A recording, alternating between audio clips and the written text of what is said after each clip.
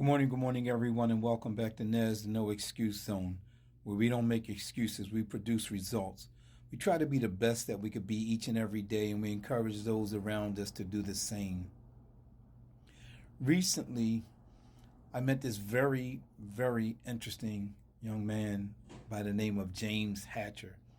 He's a self taught artist, and we had a very genuine and interesting conversation that I'm going to be sharing over the next couple of days. I'm going to break it up into two different posts, and I want you to really reflect on what's taking place here. Here is somebody who lost everything during the time of COVID, was out on the street, homeless and everything else, but he never gave up.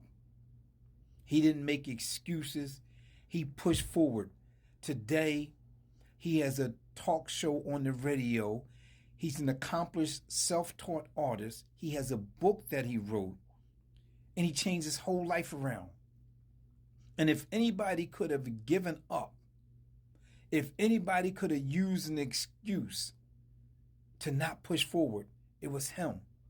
And in spite of all of that, he didn't. So you will get part of that today and the other part tomorrow. But I want you to really listen to the conversation. So you're going to have to watch another video after you watch this here. Enjoy it. I would love to hear your feedback and comments. Have a great day. Stay in the zone, the No Excuse Zone.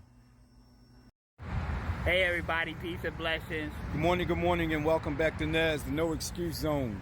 Today I'm here with a very good artist, someone who's showing up each and every day. I want to introduce to you James Hatcher. The one and only, peace and blessings. Yeah, I've been out here. I'm actually down City Hall, or not City Hall, Center City, and I post up a lot of my artwork here.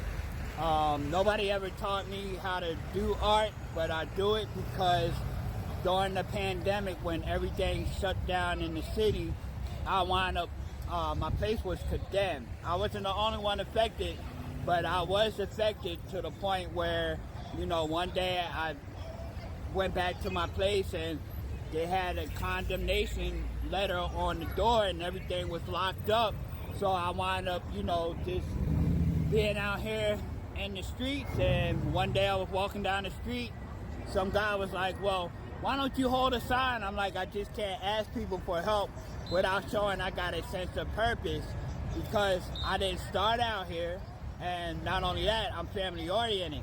So I get a lot of visions, and a lot of visions that I have, if I try to tell people, they might be like, oh, he on some sci-fi stuff, so I just rather project it and just keep it spiritual.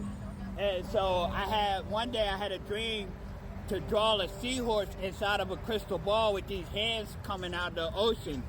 And so I actually started holding it on Broad Street, right across from the old Hanneman Hospital. And the same guys that see me out there, they seen people started actually coming up contributing. And so I would take that contribution, get me something to eat, survive out here, but I will also invest in like Illustrator boards. I would go down to the art supply store and get more boards. They see me out there one day and they actually rushed me and they started jumping me. After the fifth time of them trying to attempt to hurt me,